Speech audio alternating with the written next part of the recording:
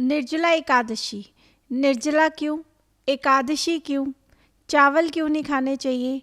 क्या है एकादशी की साइंटिफिक, स्पिरिचुअल और माइथोलॉजिकल इम्पोर्टेंस? ज्येष्ठ माह की शुक्ल पक्ष की एकादशी तिथि को एक बहुत ही महत्वपूर्ण व्रत करने का विधान है, जो है निर्जला एकादशी। ये व्रत किसी कठिन साधना और तप के समान है। निर्जल रहकर उपवास किया जाता है, यानी कि इस व्रत में आहार के साथ साथ जल का भी संयम किया जाता है। साल में अधिक मास को लगाकर 26 एकादशी आती है, जिसमें से 25 एकादशी को आहार का संयम किया जाता है, यानी कि उपवास रखा जाता है, अन्न नहीं ग्रहण किया जाता। लेकिन निर्जला एकादशी एक ऐसी एकादशी है जिसमें जल का भी संयम किया जाता है। इसकी साइंटिफिक इम्पोर्टेंस ये है, एकादशी तिथि पूर्णिमा या अमावस्या से वो चंद्र का 11वां दिन होता है, जिस दिन पृथ्वी पर एटमॉस्फेरिक प्रेशर, वायुमंडलीय दबाव सबसे कम होता है या लगभग शून्य के बराबर होता है।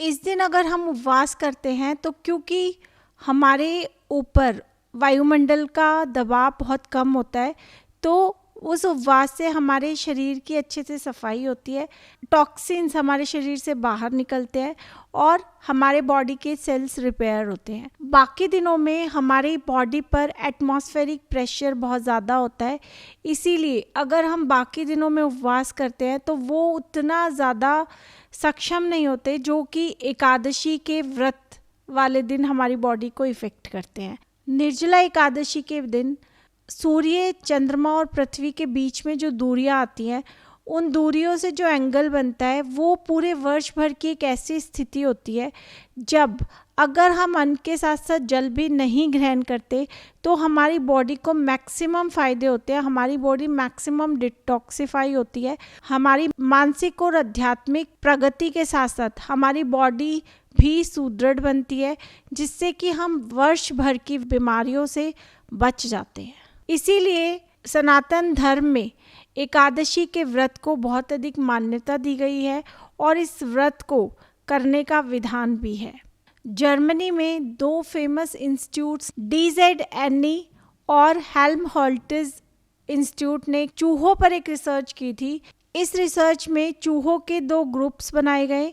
दोनों में से एक ग्रुप को फास्ट करवाया गया विशेष दिनों में और दूसरे ग्रुप को लगातार खाना दिया गया। चूहों के जिस ग्रुप को फास्ट करवाया गया था वो चूहे अधिक समय तक जीवित रह पाए और जिन ग्रुप को लगातार खाना दिया गया था वो कम समय तक जीवित रह पाए।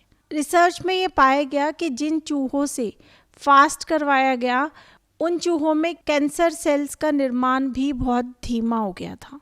हाल ही में रिसर्च से ये पता चला है कि हमारी बॉडी में एक ऑटोफेजी प्रोसेस होती है। रिसर्च में ये पाया गया फास्ट के दौरान ये ऑटोफेजी प्रोसेस हमारी एक्टिव हो जाती है और हमारी बॉडी में डैमेज सेल हटकर नए सेल्स डेवलप हो जाते हैं।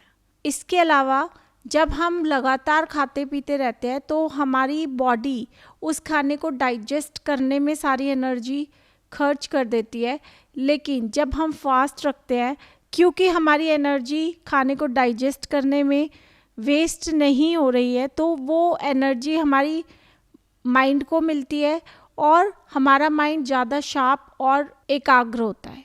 और दूसरा, ये एनर्जी हमारी बॉडी की हीलिंग प्रोसेस में भी यूज़ होती है, जैसा कि हमने ये ऑटोफेजी प्रोसेस देखा। उसके अलावा भी बॉडी पार्ट्स रिपेयर करने में भी फास्ट हमारी हेल्प करता है।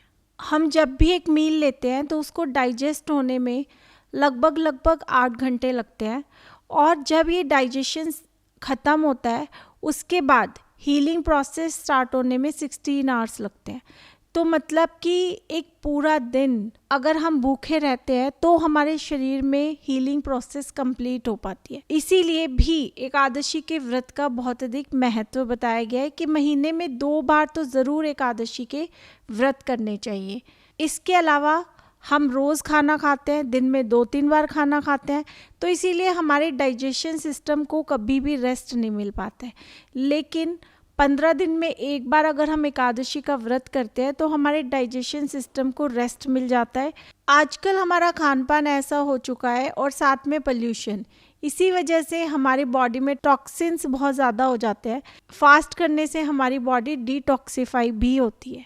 निर्जला एकादशी के दिन चावल नहीं खाने चाहिए, क्योंकि चावल ज़्यादा से ज़्यादा पानी को एब्जॉर्व करता है और पानी चंद्रमा को रिप्रेजेंट करता है और चंद्रमा हमारे मन का प्रतीक है। यानी कि अगर आप इस दिन चावल खाते हैं तो आपके मन में हलचल बनी रहती है, जिसकी वजह से आपका जो मोटिव है आध्यात्मिक और धार्मिक उन्नति का, वो पूरा नहीं हो पाता। इसीलिए इस दिन चावल नहीं खाए जाते हैं। इसमें एक और भी बहुत इंटरेस्टिंग फैक्ट है कि एकादशी वाले दिन चावल तो नहीं खाने चाहिए, लेकिन जगन्नाथपुरी में इस दिन चावल का विशेष भोग भगवान को लगाया जाता है। ऐसा कहा जाता है कि एकादशी ने भगवान जगन्नाथ के प्रसाद का निरादर कर दिया था, तभी से भगवान जगन्नाथ ने एकादशी को उल्टा लटका दिया था। एकादशी के दिन जगन्नाथपुरी में भगवान को चावल के भोग लगाने की प्रथा है और वही चावल भक्तों को प्रसाद के रूप में बांटा भी जाता है।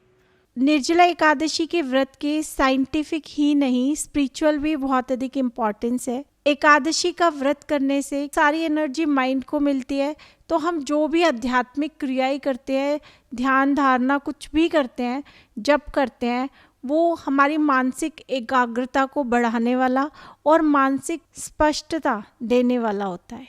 निर्जला एकादशी का माइथोलॉजिकल इम्पॉर्टेंस ये है, 5 पांडवों में से जो भीम थे उनसे व्रत नहीं होते थे, बाकी चारों पांडव वर्ष भर की सारी एकादशी रखते थे।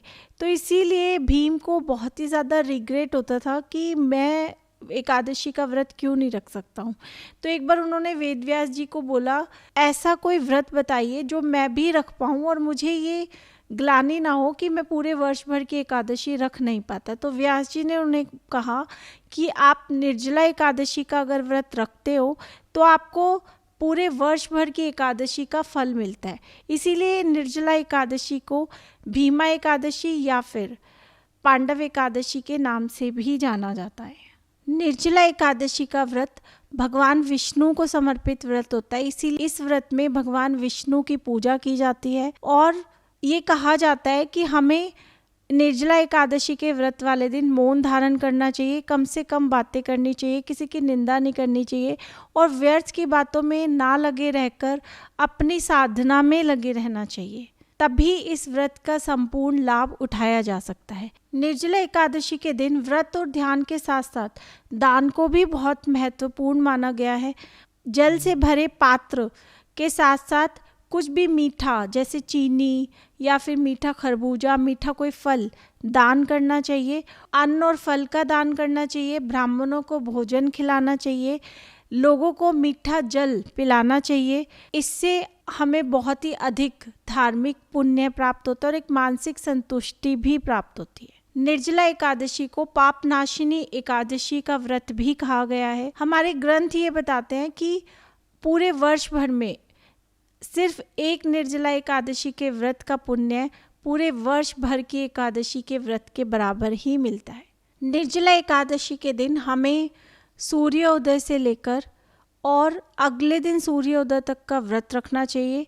अन्न के साथ साथ जल भी ग्रहण नहीं करना चाहिए।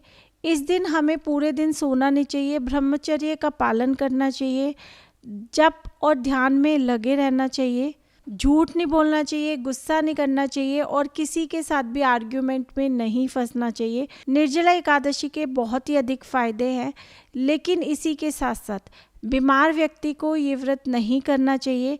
साथ में बच्चों को, प्रेग्नेंट लेडीज़ को डॉक्टर की सलाह से ही ये व्रत रखना चाहिए।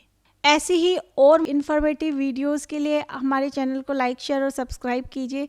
साथ में हमारे चैनल पर बहुत सारी वीडियोस साइंस बिहाइंड रिचुअल से रिलेटेड भी और मोटिवेशनल भी है, लिंक डिस्क्रिप्शन में है, वहाँ से ये वीडियोस ज़रूर देखें। धन्यवाद।